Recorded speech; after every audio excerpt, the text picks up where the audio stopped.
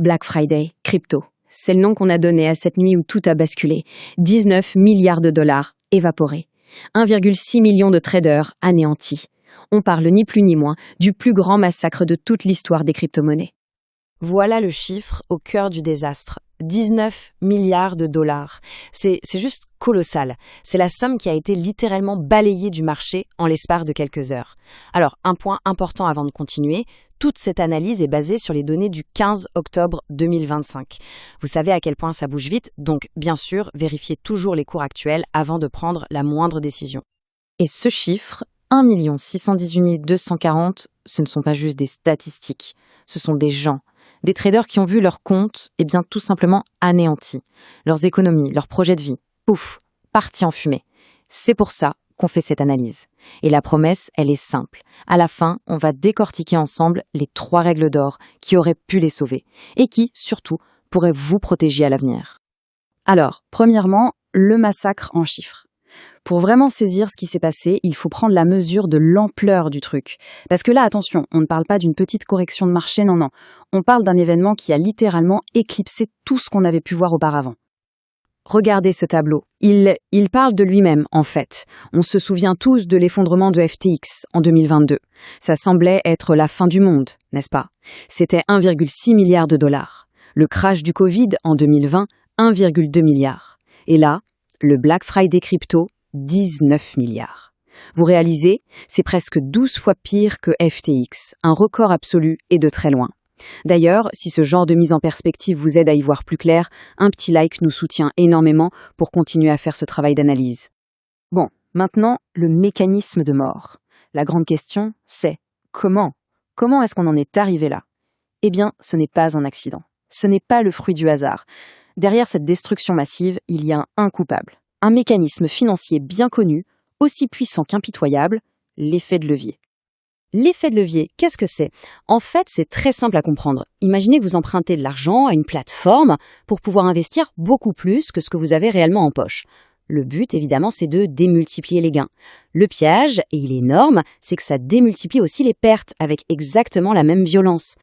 Et là, attention, regardez bien cette comparaison. C'est peut-être l'image la plus importante pour tout comprendre. À gauche, sans levier, on a 10 000 $ de capital, le marché baisse de 10%, on perd 1 000 $, ça fait mal, on est d'accord, mais il en reste 9 000. On est toujours dans la partie. Maintenant, à droite, avec un levier x10. Même capital de départ, même baisse de 10%.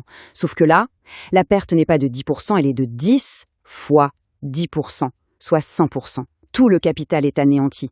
10 000 $ partis. La position est fermée de force, c'est ce qu'on appelle être liquidé. Il reste 0. C'est d'une violence inouïe. Et cette destruction, elle a été d'une rapidité foudroyante. Regardez un peu. Avec un levier x100, une toute petite baisse de 1% suffisait à être liquidée. Ça a pris quelques minutes. Pour un levier x50, moins de 2 heures. Vous voyez le principe.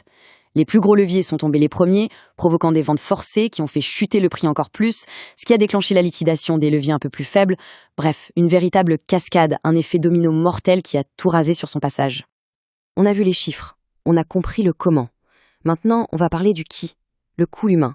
Parce que derrière ces graphiques et ces milliards, il y a des drames, des histoires, des vies brisées. Et c'est important de ne jamais l'oublier. Ce témoignage, c'est celui de Monsieur Rabbit, partagé sur X. Lisez bien. J'ai tout perdu, presque tout. En 2 heures, mon portefeuille est passé de 180 000 € à 8 000 €. Je suis juste vide. Voilà. Cet investisseur, il se décrivait lui-même comme quelqu'un de patient. Mais il a fait une erreur, une seule. Utiliser un levier x20 en pensant surfer la dernière vague. Résultat, le travail de plusieurs années anéanti en 2 heures. Ça rend le risque très, très concret. Et puis il y a cet autre témoignage, anonyme cette fois, partagé sur Bean Crypto.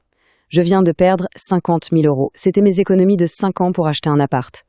Là, on touche à autre chose. Ce n'est plus juste un chiffre sur un écran. C'est un projet de vie. 5 années de travail, de sacrifice, qui partent en fumée. C'est ça le vrai coût de la spéculation, quand elle est totalement débride. Et enfin, il y a le drame absolu. Le cas le plus tragique, rapporté par l'agence Reuters. Un trader ukrainien de 34 ans a utilisé un levier x100. Il a perdu 250 000 $ et dans cette somme, il y avait de l'argent emprunté à sa famille. Face à cette perte, il a commis l'irréparable.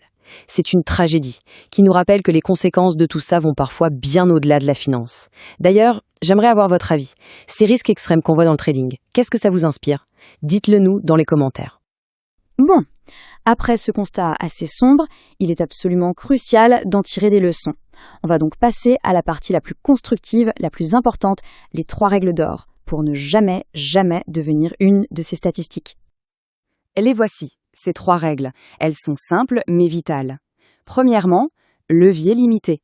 Les chiffres du crash sont formels. 84% des liquidés avaient un levier de x10 ou plus. La règle est donc simple, ne jamais aller au-delà d'un levier x3. Et franchement, l'idéal, c'est 0 levier. Deuxièmement, stop loss obligatoire. C'est votre filet de sécurité. Un ordre automatique qui vend votre position si la perte atteint, disons, 10 ou 15%. C'est non négociable. Et troisièmement, diversification. Les cryptos, c'est hyper volatile. Il ne faut jamais y mettre plus de 5, 10, allez, 20% grand maximum de son patrimoine total. C'est une règle de bon sens. Allez, on résume le bilan du désastre en 3 points. Le fait, 19 milliards liquidés, 1,6 million de traders sur le carreau. La cause, l'utilisation complètement folle de l'effet de levier, sans aucune gestion du risque. Et surtout, la leçon, une baisse de marché, même de 16%, ne devrait jamais vous faire perdre 100% de votre mise. Si ça arrive, c'est que la stratégie est à revoir de A à Z. Et on rappelle bien sûr que ces cours ont pu évoluer depuis. Alors concrètement, on regarde quoi maintenant? Dans les 7 prochains jours, gardez un œil sur les flux des ETF Bitcoin. C'est un indicateur clé pour voir comment réagissent les gros poissons, les investisseurs institutionnels.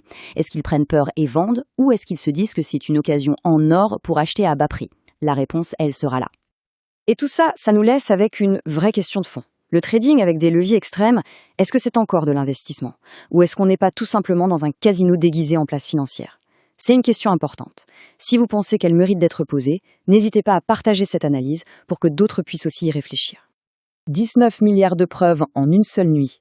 Ne soyez pas la prochaine victime. Abonnez-vous à dialbox.fr et protégez votre patrimoine. C'était dialbox.fr. À bientôt!